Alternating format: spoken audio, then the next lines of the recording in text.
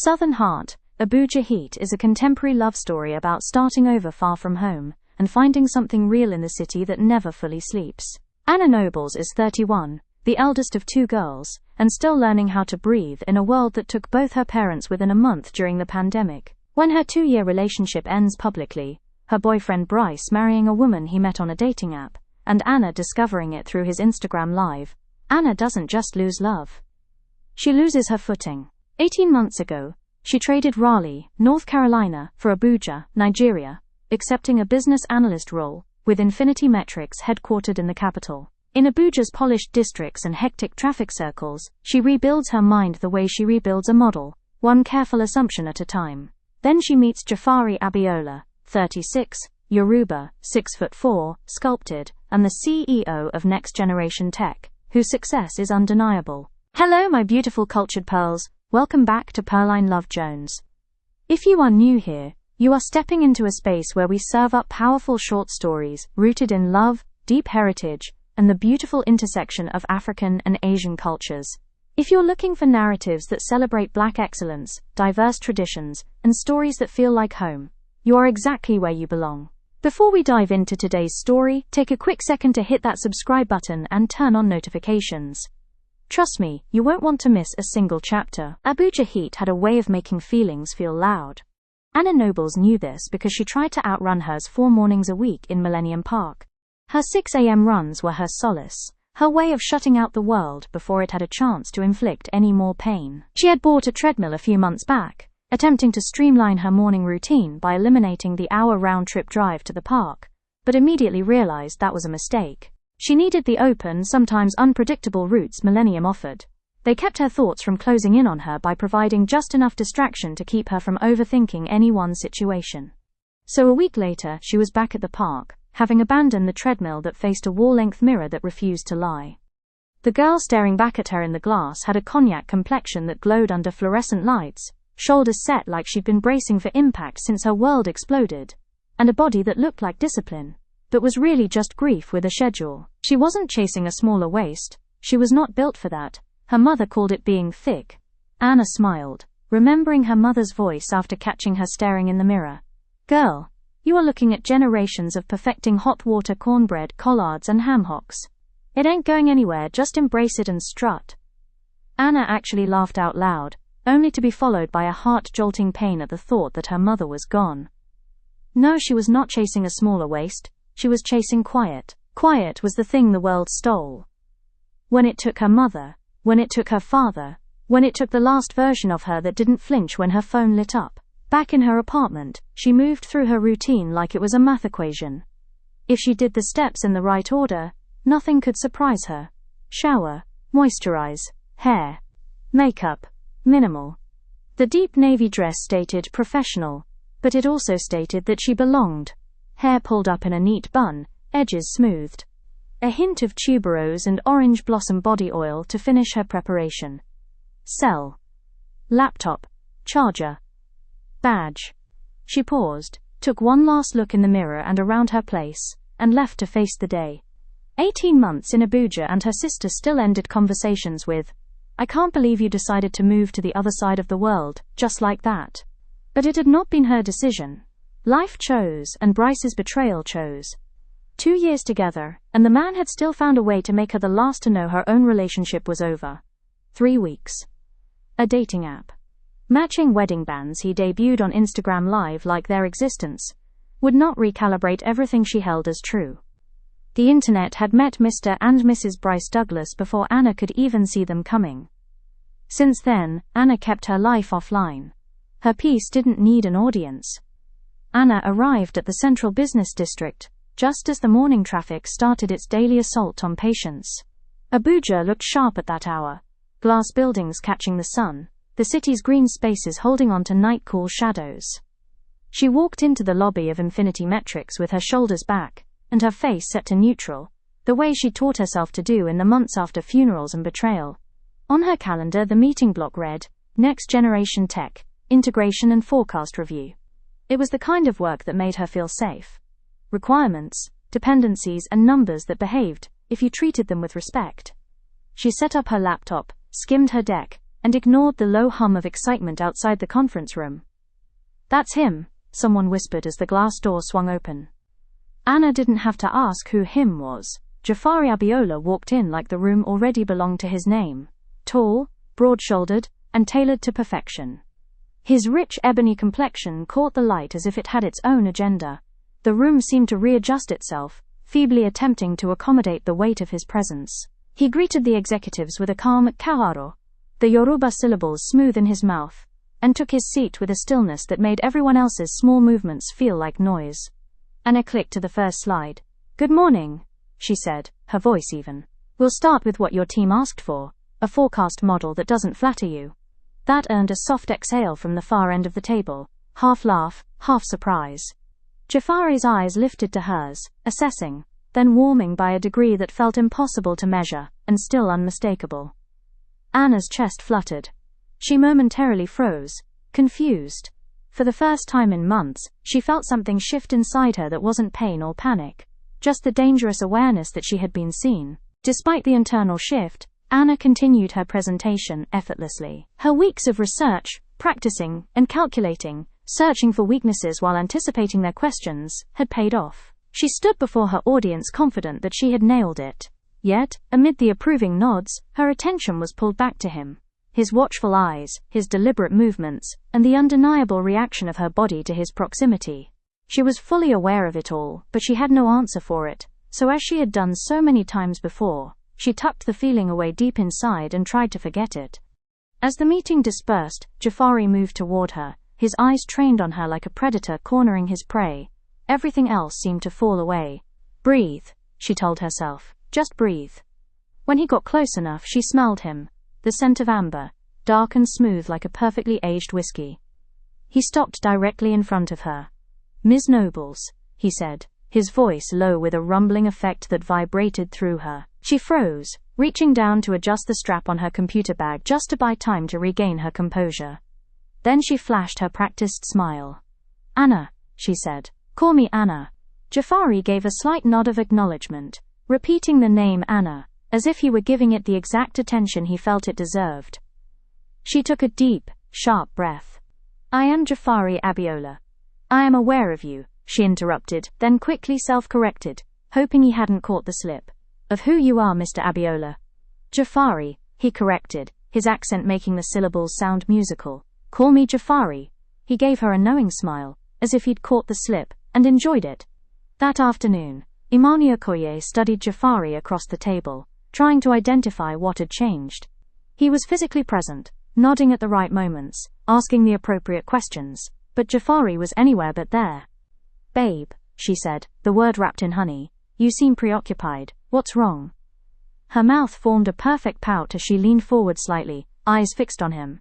"I am trying to have a serious conversation with you, and you are not showing any interest," she added, slipping fully into a soft, practiced whine, arms folding neatly across her chest for effect. Imani had perfected the art of using every inch of her womanly charm to become and remain the center of attention. She and Jafari had been in a not-so-exclusive but consistent relationship for the past 3 years. Serious on her end. On his, it had always been something closer to familiarity, convenience dressed up as connection. Standing at 5 feet 10 inches, she was poised like a statuette. Her shoulder-length ebony hair always boned straight and sleeked back, leaving nothing to distract from the full impact of her striking beauty. Her butter-honey skin glistened, a testament to expensive moisturizers and meticulous care. Everything about her was deliberate, curated. She was accomplished, confident and driven, used to getting what she wanted, when she wanted it. And tonight, she intended to remind Jafari exactly who she was. But as confident as she appeared, she couldn't ignore the flicker of concern settling beneath her composure. The man sitting across from her wasn't dismissive, he was quiet in a different way, the kind of quiet people slipped into when they had already checked out. Jafari leaned back slightly, his gaze drifting, not to her, but somewhere past her shoulder, as though something just out of reach had captured his attention and refused to let go.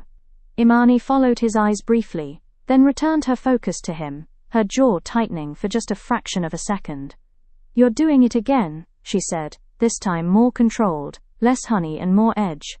"That thing where you disappear while sitting right in front of me." His attention snapped back, but only partially. "Work," he said simply, the word offered like a shield. Imani held his gaze, searching. Testing. Because she knew Jafari. And this was something else. Jafari's mood grew darker by the minute. The sound of Imani's voice kept cutting through his thoughts, interfering with his need to replay every word, every gesture of Anna Noble's. He shook his head slightly, as if he could physically dislodge the memory, but it only tightened its hold. Her smile. Her full lips. Her intoxicating scent that lingered longer than it should have. The way she said his name, layered with quiet sophistication, and softened by a trace of southern sweetness. It was unexpected, unwelcome, and yet impossible to ignore. "Imani," he said suddenly, his tone shifting just enough to break the rhythm of her voice. "I forgot. I have something I must handle." He stood before she could respond, already reaching for his jacket. "I have to go. I'll call you tomorrow." The words were quick, efficient, final. He leaned in just enough to place a brief, controlled kiss against her cheek, then pulled away, without giving her the space to protest, without risking the questions he had no intention of answering. And just like that, he was gone. Sitting on her sofa, allowing the television to fill the quiet spaces in her apartment, Anna could not get Jafari out of her mind. Just thinking about him caused heat to rise to her face. She closed her eyes, wondering what it would feel like to be kissed by him, to be held in his arms. She stopped herself, reminded herself she was too grown to entertain something as trivial as a childish crush. She tried to reason with herself, to convince herself it was something else. Maybe she was homesick. Maybe she was just a little lonely, and Jafari had simply stepped into that empty space. Nothing more. But the moment the thought formed, reality dismantled it. The truth was far less convenient. Jafari had her attention. He had gotten under her skin. And she was coming to a quiet, unsettling realization. There was nothing she could do to stop it. Her phone rang. She stared at it. Unknown number. For a moment she didn't move. "Hello? Hello, Anna. This is Jafari Abiola." He paused, as if waiting for permission to explain why he was calling. "I apologize for the lateness of my call." Her chest tightened. "Hi Jafari. How may I help you?" Her voice came out higher than normal, betraying her. Another pause. "I want to take you to dinner tomorrow," he said, not asking, but stating it like a fact already decided. "No." Tell him no politely, but definitely no. Her mind was loud, urgent. "Okay," she heard herself say. The voice didn't even sound like hers. "What are you doing?" "What time should I be ready?" she added, leaning deeper into the strange calm of that foreign voice. 7, he said, a hint of satisfaction slipping into his tone despite his effort to stay composed. "I will pick you up at 7. "Thank you, Anna, good night." And then, he was gone. Anna sat there, phone still in her hand, staring at nothing, trying to understand what had just happened. The realization began to unfold slowly, too slowly, and when it finally landed, it hit her all at once. A full, heavy wave of panic, settling square in her chest. Anna stood before the mirror, surveying the finished product. The caramel-colored dress enveloped her curves as if it had been tailored specifically for her. The warm fabric served as the perfect accent to her glowing cognac-toned skin. The V-cut back dipped dangerously low, ending just above the small of her back. Before dressing, she had smoothed tuberose and orange body oil over her limbs, and now the intoxicating floral scent rose from her skin in the heated air of the room. A gold necklace featuring 3 entwined hearts rested against her collarbone, complemented by a pair of classic gold hoops. Her hair, a halo of natural coils, framed the soft beauty of her face. She had kept her makeup clean and understated, though the subtle touch only served to highlight her unmanufactured radiance.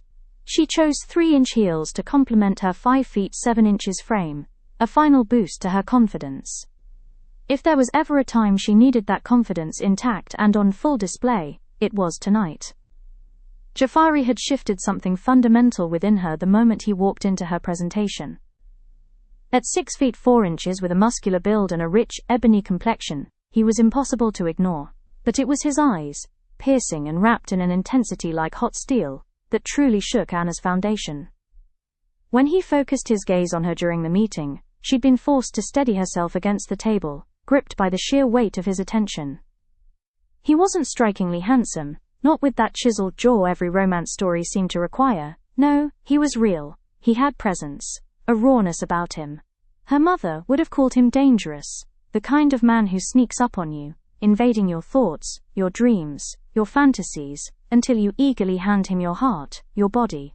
Anna never understood exactly what her mother meant until now, until Jafari Abiola. Jafari navigated his Rolls-Royce Cullinan onto Anna's street and pulled to the curb. He sat in the parked SUV for a moment, gathering his nerves. And the fact that he had nerves at all annoyed him. He'd changed his clothes twice in preparation for tonight. That infuriated him too. He'd handled every detail himself because he didn't trust anyone, not even his capable, efficient assistant, with something this important. Dinner at Savor Restaurant and Lounge, then a boat ride on Jabi Lake, an acoustic guitar, and a bottle of Chateau d'Yquem 2009. He wore all black, a tailored British jacket over a crisp shirt, fitted trousers, polished shoes, finished with a platinum chain at his throat, and a Patek Philippe Aquanaut on his wrist.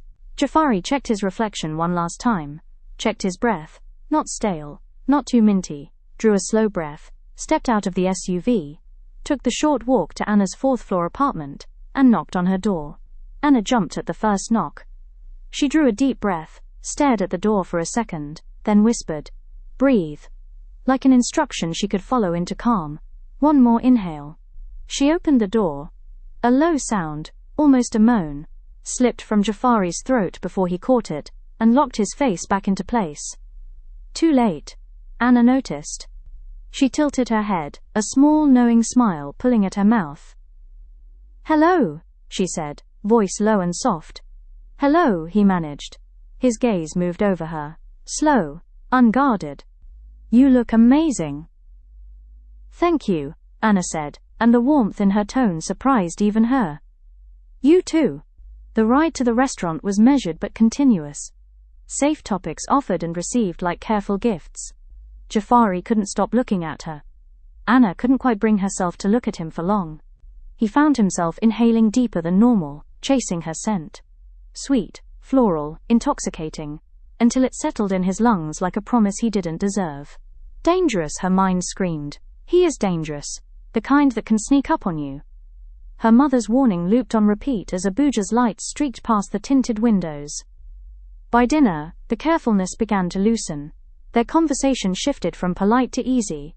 They talked about childhoods and the strange ways grief rearranged a person.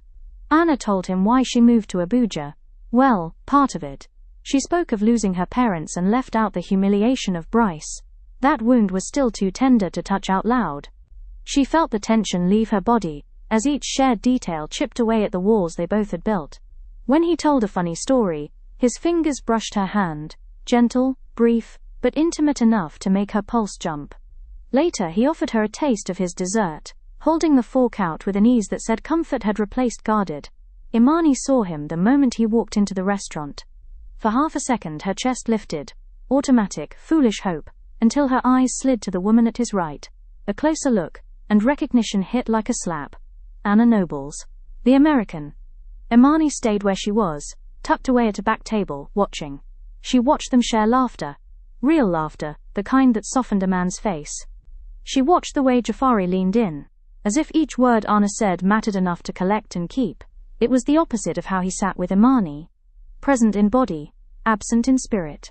Then came the small things that weren't small at all. The light brush of Anna's hand against his, the way his fingers lingered like he'd forgotten to be careful. And when dessert arrived, Jafari lifted his fork and fed her a bite as though it was natural, intimate, like he'd done it before. Imani called his phone 3 times. On the first ring he glanced down, his mouth tightening for the briefest moment before he sent it to voicemail, and slid the device back into his jacket pocket.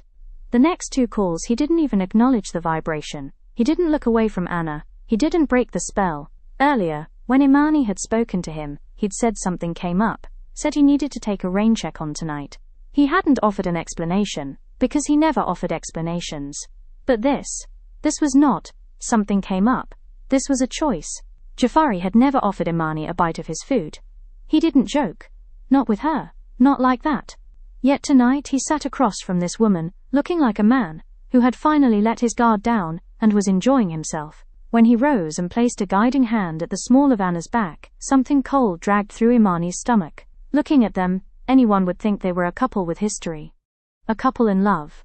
By the time Jafari and Anna left the restaurant, Imani had already decided Anna Nobles was a problem, and if she didn't do something about it, she could lose Jafari. That was not an option. She dialed his number again.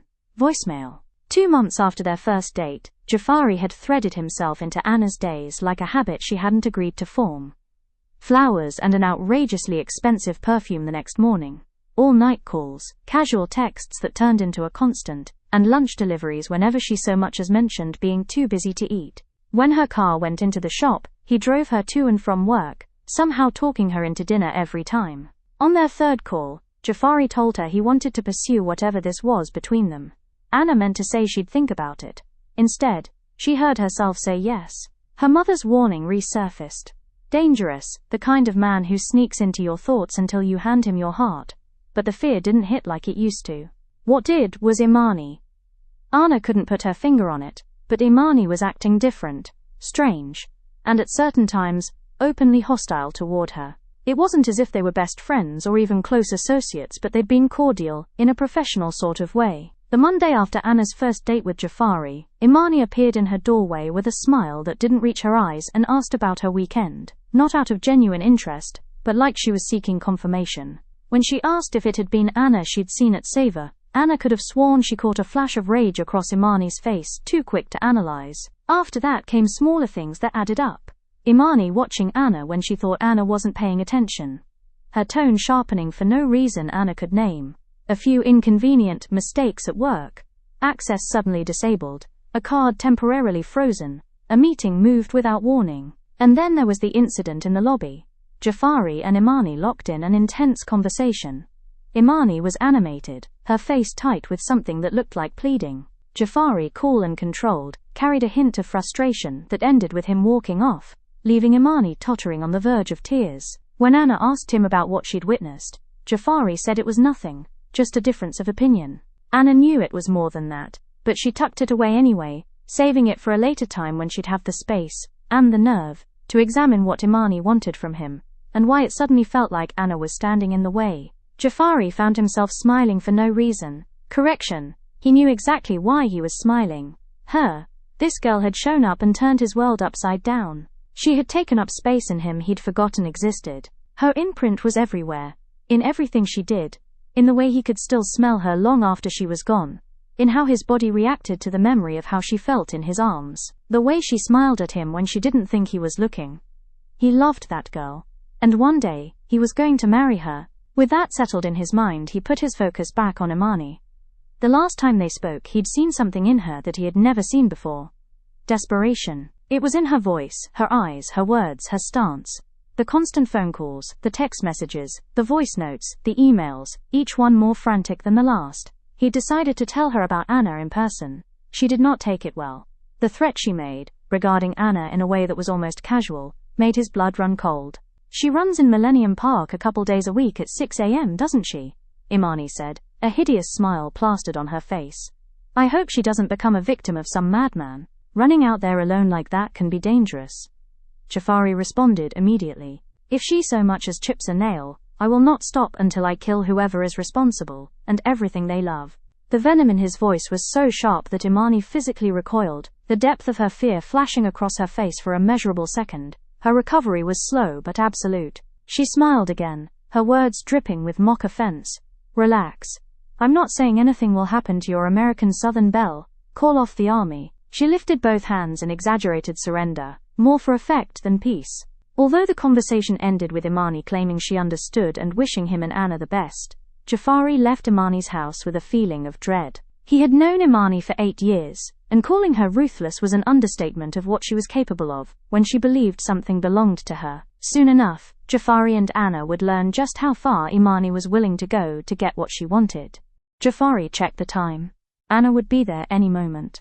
He'd invited her over with the promise of a culinary experience she would never forget. She'd laughed for a full 30 seconds before she could even answer him.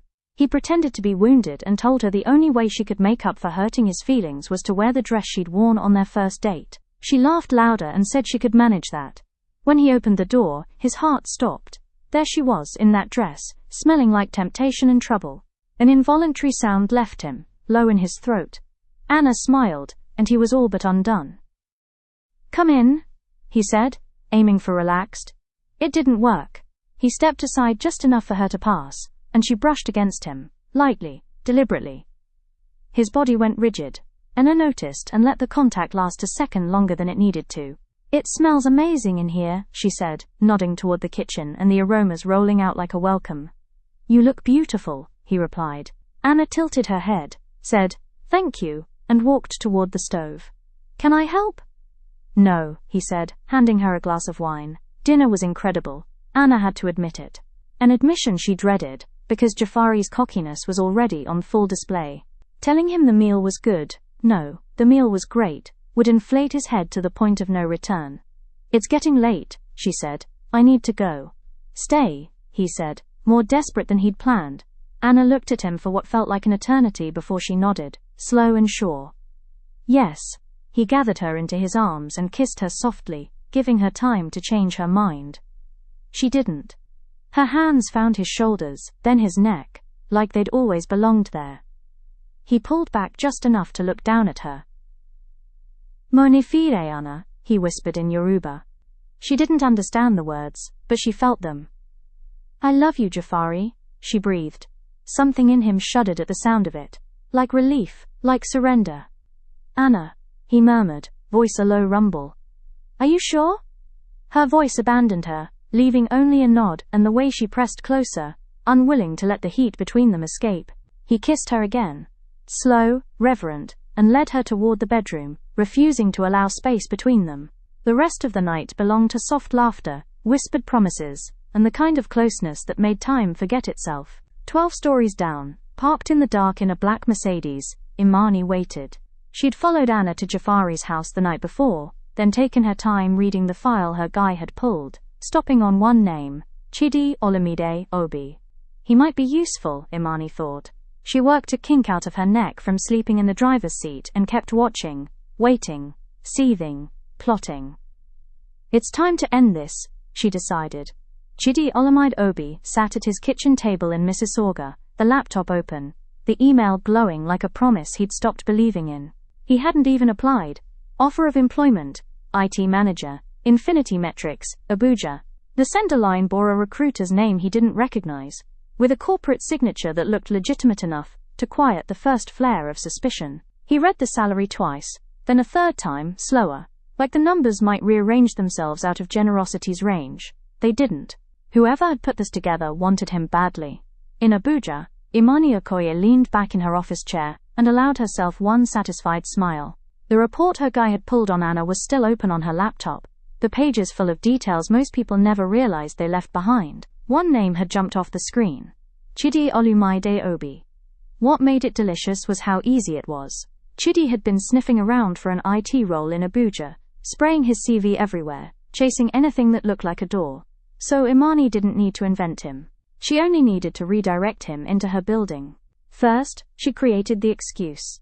An urgent vacancy after an internal reorg, complete with a requisition request, a job description that mirrored Chidi's resume, and a neat risk statement about system stability if the role stayed open. She routed it for approval at the end of day, when people were tired and more likely to sign than question. Chidi didn't know any of that. All he knew was that the universe had finally stopped resisting him. He'd taken the Canada assignment as a temporary hiding place after his marriage ended, an escape wrapped in a work visa and a fresh start. He was already committed to the contract when he met Anna in Abuja, on a short handover trip, and she'd felt like the first good thing that didn't come with an apology attached. Sweet, confident, beautiful. They'd met for drinks twice, maybe 3 times, nothing serious, nothing official, until she looked at him over the rim of her glass and said, almost gently, that she wasn't ready for a committed relationship. Not now. He'd smiled like he understood. He'd even told her he respected it.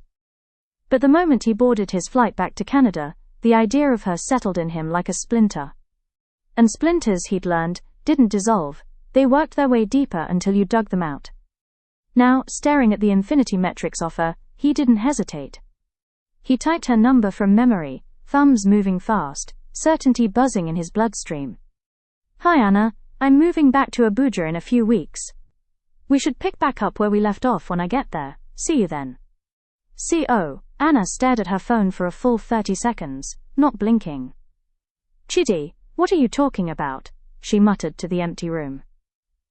"Where we left off." She started a reply, deleted it, started again, deleted that too. On the third try, she forced herself to be clear. "Hi Chidi, I'm in a serious relationship. I won't be able to see you in any way other than friendship. I wish you the best." "Anna." The words punched something hot through Chidi's chest. "Serious relationship." His jaw tightened, his fingers hovering over the screen while he counted to 3, forcing his face back into calm. "We'll talk about it when I get home." Anna read it twice, confusion curdling into discomfort. She didn't argue. She blocked his number and set her phone face down on the counter, like it had become something dirty. The next morning, while Abuja slept on the edge of sunrise, Chidi tried to send a voice note. Message not delivered. A cold sensation slid down his spine. Blocked? No. Anna wouldn't do that. Not to him. It had to be a mistake. Network, settings, something stupid and temporary. He picked up his work cell. This time he sent a text, as if typing could force the world back into order. "Anna, did you block me?" Still refusing to believe she would do such a thing to him. "This is Chidi, your soulmate. I miss you, my love." Jafari noticed the shift in Anna before she said a word. Her shoulders drew in, her eyes unfocused, as if she'd been pulled out of the room by something on her screen. "What is it, my heart?" he asked, voice soft. She handed him her phone without speaking. He read the messages, and something in his face tightened. Jaw set, eyes sharpening into a quiet, dangerous focus. "Who is this?" he asked, his voice low. "His name is Chidi," Anna said. "I met him when I first came to Abuja. He was going through a divorce and I was nursing my own wounds." She didn't have to say Bryce's name. She'd finally told Jafari a few weeks ago, and he understood what she meant. "We went out a few times. When I realized he was getting serious, I told him I wasn't interested in a committed relationship. He said he understood. A short time later, he relocated to Canada." She swallowed. "He reached out a few times after that, then we lost contact. Or, I thought we did, until last night." She took her phone back, scrolling to Chidi's earlier messages. Handing him her phone again, she continued to explain. "He texted me like we were together. I told him I'm with you. He said we'd talk about it when he gets home. I blocked him, and now he's calling himself my soulmate." Her voice cracked on the last word. By the time she finished, she was fighting tears. Seeing her shaken flipped something inside Jafari. An instinct so sharp it felt like pain. He forced it down and pulled her close, his hand steady at her back. "You did the right thing," he said. "You don't owe him access to you. If he contacts you again, from any number, you tell me. And you do not meet him, do you understand?" Anna nodded, wiping her cheeks with the back of her hand. "I understand." Jafari glanced at the name again, Chidi Olumide Obi, and a faint alarm bell rang in his mind. Infinity Metrics, IT manager. The same company Anna worked for.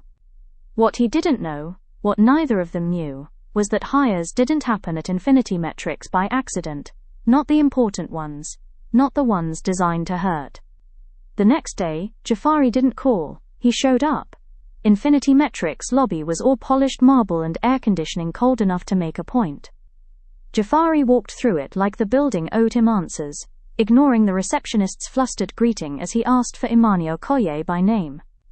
Upstairs, Imani was in her glass-walled office, mid-sentence on a call, when her assistant's eyes widened at the doorway. Imani followed the look, saw Jafari, and felt a flicker of triumph she smothered before it reached her face. "We are going to pause right here for just a quick moment, giving you a second to let that soak in. If you are loving this journey so far, my cultured pearls, please take a quick moment to hit that like button. It really helps our stories find their way to more people who love celebrating love like we do. And if you haven't already, make sure you're subscribed so you never miss how these beautiful narratives unfold." "I'll call you back," she said into her headset, voice smooth. She disconnected, stood, and let a smile bloom. Slow, controlled. "Jafari, this is a surprise." "Is it?" he asked. His tone wasn't hostile, but it wasn't warm either. He didn't sit when her hand gestured to the chair across from her desk. Imani tilted her head. "You look intense." What's wrong? Did you hire Chidi Olamido Obi? For half a second her lashes stilled, then she gave a soft laugh like he'd asked something silly. Chidi? The new IT manager? I didn't hire him, Jafari. I'm not the hiring manager, I'm in HR, I just make sure everything is in order. You don't need to be the hiring manager to pull strings, Jafari said. I'm asking if you were involved.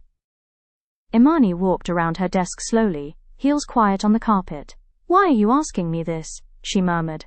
Did Anna tell you something? Anna didn't tell me anything about you, Jafari said, each word measured. She showed me messages. This man is harassing her, and now he's been placed, conveniently, inside her company. Imani's brows lifted in practiced shock. Harassing her? She clutched at the word as if it offended her. Jafari, Abuja is small, people date, people circle back. It's unfortunate, yes, but it's not a conspiracy. He didn't apply, Jafari said. That landed. The smile didn't move, but her eyes sharpened. Jafari leaned forward slightly. He got an unsolicited offer. The salary is inflated. The requisition was raised as urgent, right after you started sniffing around Anna's life. Be careful, Imani said softly. Not a plea. A warning dressed in silk. You're accusing me of serious things, because your new girlfriend has a messy past. The air changed. Jafari's face stayed calm, but his voice dropped into something harder. Do not bring her past into this. If you are using that man to get to her, or to get to me, it ends now. Imani's eyes glistened on command. So that's what this is, she whispered.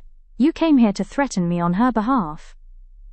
She took a step closer, close enough that her perfume tried to rewrite memory. After 3 years, you won't even listen to me, but you'll storm into my office for her?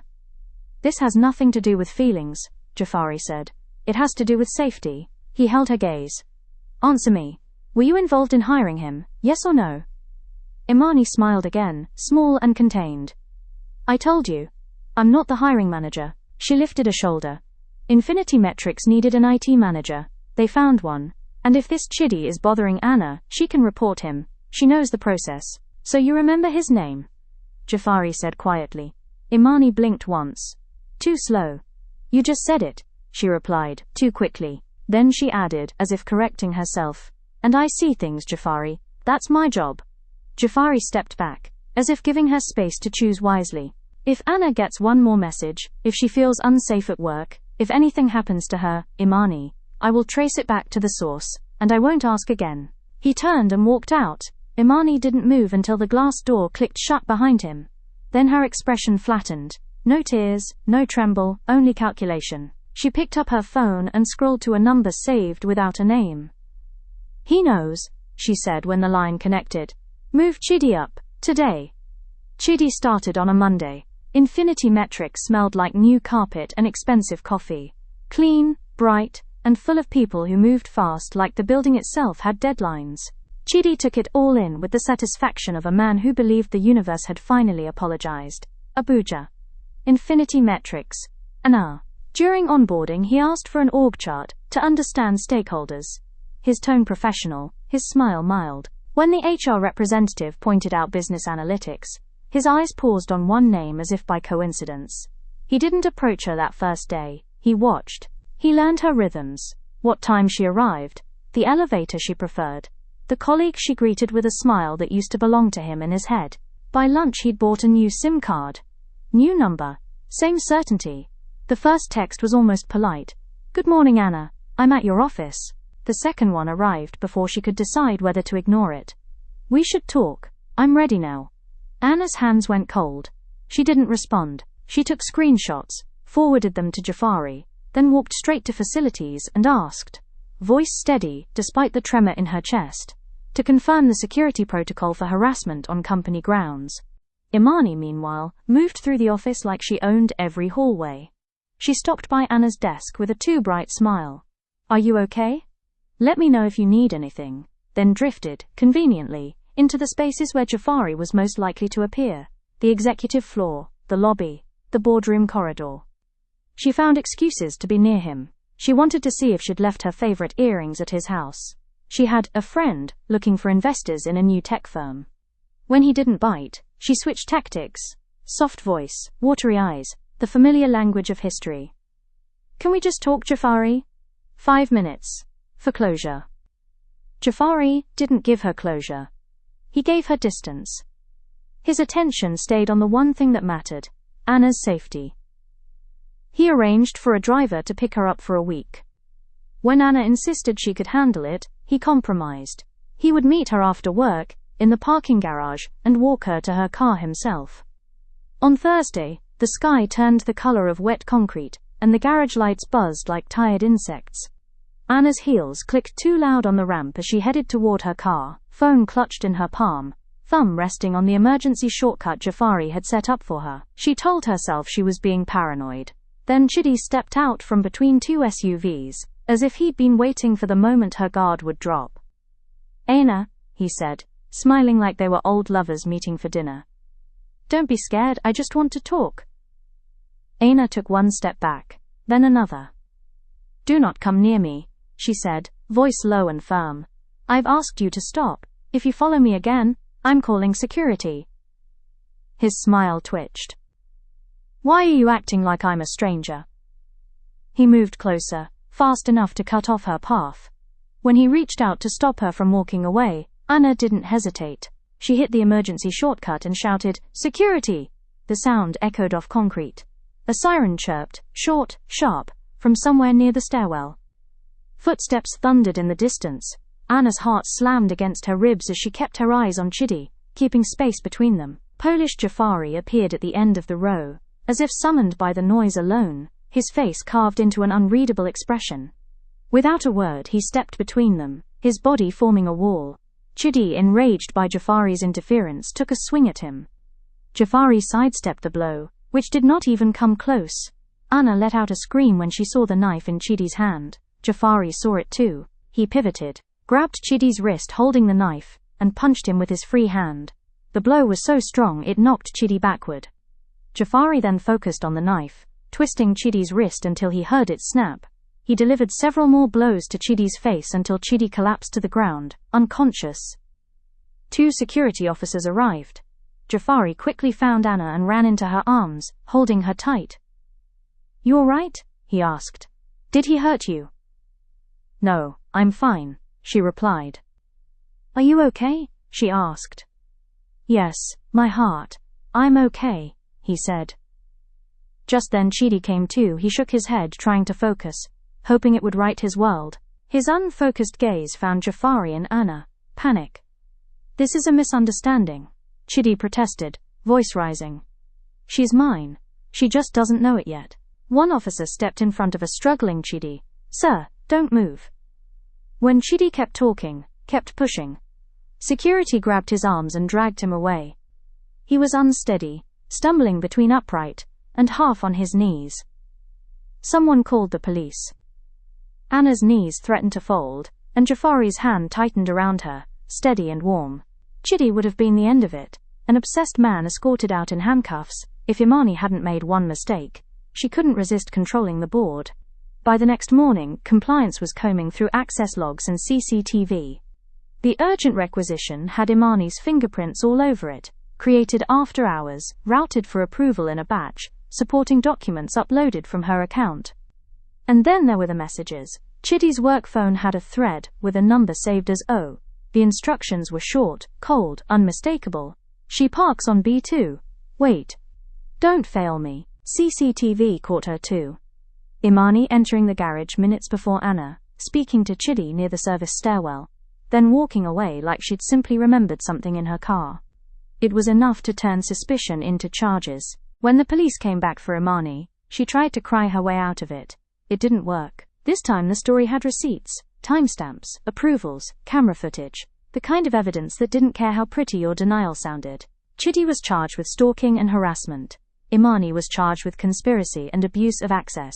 The judge denied bail at arraignment, and for the first time in weeks, Anna slept without waking to check her phone. Jafari insisted that she stayed with him that night, not as a shield trying to prove strength, but as a man practicing tenderness.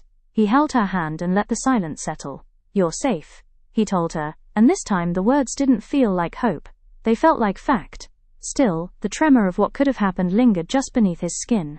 The thought of losing her sent a shockwave through him. He pulled her closer, told her he loved her, and she whispered that she loved him too. Their kiss deepened, washing away old hurts, disappointments and loss, until nothing existed but the two of them, held together by relief and certainty, trading quiet promises in the dark. Morning came soft and cautious, like it wasn't sure it was welcome. Anna woke to the scent of butter and something sweet, cinnamon maybe, and the quiet clink of a spoon against ceramic. For a second she forgot where she was, then she heard Jafari's voice humming low in the kitchen and remembered. Safe. She wrapped one of his shirts around herself and followed the smell down the hallway. Jafari stood at the stove in sweatpants and a plain white t-shirt, moving with the same focus he brought to boardrooms. Only now the mission was pancakes, eggs and fruit arranged like an offering. When he glanced over his shoulder and saw her, his face softened. "Good morning," he said. "Sit, eat." Anna smiled, the kind that started in her chest before it reached her mouth. "You cooked?" "I cooked," he confirmed, mock stern. "And you will not insult me by pretending you're not impressed." He pulled out a chair for her and waited until she sat before he sat too, watching her like he was making sure she was still here, still real. They ate for a minute in comfortable quiet. But Jafari wasn't really tasting the food. He kept seeing concrete, headlights, the flash of fear on Anna's face. The thought of that fear returning, of her being taken from him by someone else's obsession, made something in him go cold with clarity. He pushed his plate back and stood. Anna's brows lifted. "Jafari?" He didn't answer immediately. He walked to the kitchen island, opened a drawer, and brought back a small velvet box that looked almost too simple for the weight in his eyes. Then, with a steadiness that surprised even him, he sank to one knee beside her chair. Anna's breath caught. Jafari opened the box. Inside was a yellow diamond, warm as sunlight, set in a band that flashed white gold when it caught the morning light. "I know this is fast," he said quietly, "but I also know what I know. You brought peace back into a place in me I thought was permanently burned." His throat worked as he swallowed. "Anna Nobles, will you marry me?" For a heartbeat she couldn't speak. Her eyes filled, and she hated how easily tears came these days, until she realized they weren't grief tears, they were relief. She reached for him with both hands. "Yes," she whispered, then louder, because he deserved to hear it without doubt. "Yes, Jafari, I will." His eyes closed like he'd been holding his breath for months. He slid the ring onto her finger with careful reverence, then stood and pulled her up with him, arms tight around her. Anna laughed through tears, pressing her forehead to his. Outside, Abuja woke up and kept moving as it always did. Inside, at the small kitchen table, the world finally narrowed to something simple and true. Her hand in his, the yellow diamond catching light, and the promise of tomorrow no longer feeling like a threat. The chapel in Maitama glowed soft under candlelight, cream drapery gathered in elegant swags, maroon roses spilling from gold urns, and a runner the color of fresh linen leading straight to the altar. Abuja's afternoon sun filtered through tall windows, turning the air honey-warm and making the rhinestones on Anna's dress flash like tiny promises every time she breathed. She stood at the doors with her hands resting lightly over her bouquet. Cream peonies edged with maroon ranunculus, while the weight of her gown settled around her like a coronation. The fabric was creamy satin under layers of lace, the bodice, stitched with delicate floral patterns and scattered rhinestones that caught the light at every turn. Behind her, an 8-foot train unfurled in a slow, regal line, lace appliques trailing like vines and glittering stones winking along the edge. When the music shifted, Anna's sister stepped to her left, eyes bright and steady, and her favorite male cousin took her right, both of them dressed in deep maroon that made Anna's cream glow even brighter. She didn't have her father to give her away, she didn't have her mother to fix her veil, but she had love on both sides, and as the doors opened, she let that be enough. Together they started down the aisle, the train whispering behind them while the room rose to its feet. At the altar, Jafari waited in a cream agbada detailed with maroon embroidery, standing tall and still, but his eyes gave him away. They stayed on her like a vow he'd already spoken. Anna's throat tightened as she took him in. The man who had stepped into her chaos and never flinched. The man who had turned safety into something she could finally believe. She blinked once, steadying herself, and kept walking, one measured step at a time, toward the life she'd thought she'd lost the right to have. The night before the wedding, Anna sat cross-legged on crisp hotel sheets while her sister moved around the suite, doing what sisters did when nerves tried to turn joy into panic. straightening hangers that didn't need straightening, checking pins, smoothing invisible wrinkles. At some point, her sister paused with her phone in hand and gave Anna a look. "Girl," she said. "Life is kicking your boy butt," she said. "What boy?" Anna said, leaning forward, waiting for the story to unfold it. "That marriage Mr. Bryce ran into. It blew up. His wife emptied his bank accounts, drained him, took whatever she could find, and left him scrambling." Her sister's voice switching to mock humility. "You know me, I don't rejoice in others' misfortunates, but when I heard what old girl had done, I must admit I did a little toe steps." Her sister said, shimmy her shoulders and swaying to imaginary music. Later, well past midnight, when the city had finally quieted and sleep wouldn't come, Anna's phone lit up on the nightstand. An unfamiliar number. One short message. "Anna, congratulations. I made a mistake. I should have never let you go." Bryce. Anna stared at the screen for a long moment, not because it hurt, because it didn't the way it used to, but because it proved something she already knew. Some people only value you once consequence finally introduces itself. Her fingers moved, calm and precise. "No," she typed. "You didn't lose me, you threw me away." Then she paused, exhaled, and added the truth that surprised her with its softness. "But thank you. Because it led me across the world to Jafari." She hit send, turned the phone face down, and let the room go quiet again, like she was setting down a version of herself she no longer needed. Now at the front of the chapel, her sister and cousin placed her hands in Jafari's and stepped back. The officiant began, but Anna barely heard him over the sound of her own heartbeat and the quiet murmur of the room. Jafari's thumbs brushed over her knuckles, steady, grounding, until the tremor left her fingers. When it came time to speak, Anna looked into his eyes and felt the last of her old fear loosen its grip. They promised each other the simple, hard things: honesty, patience, home, then sealed it with a kiss that pulled the whole room into applause. As they turned to walk back up the aisle, Anna's train followed like a river of cream and lace, rhinestones catching light with every step. Outside, the heat wrapped around them, familiar and alive. Anna lifted her face to it, smiled, and let herself believe, without reservation, that starting over hadn't been punishment. It had been the path. And that brings us to the end of Jafari's and Anna's journey. Thank you for spending your time with me today, my cultured pearls. If their story made you feel something, please give it a thumbs up and share it with someone who appreciates the beauty of our blended traditions. I want to hear from you. What part of today's narrative resonated with you the most? Drop your thoughts in the comments below. I do read every single one. Until next time, keep celebrating love, authenticity, and heritage. Bye for now.